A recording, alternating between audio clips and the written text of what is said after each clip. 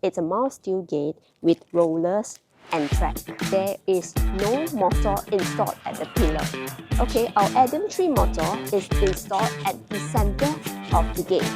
This will reduce the burden on the motor and on the rollers. After we have fully opened the gate, as you can see, it will open very close to the side. Okay, it's not even 1 feet length.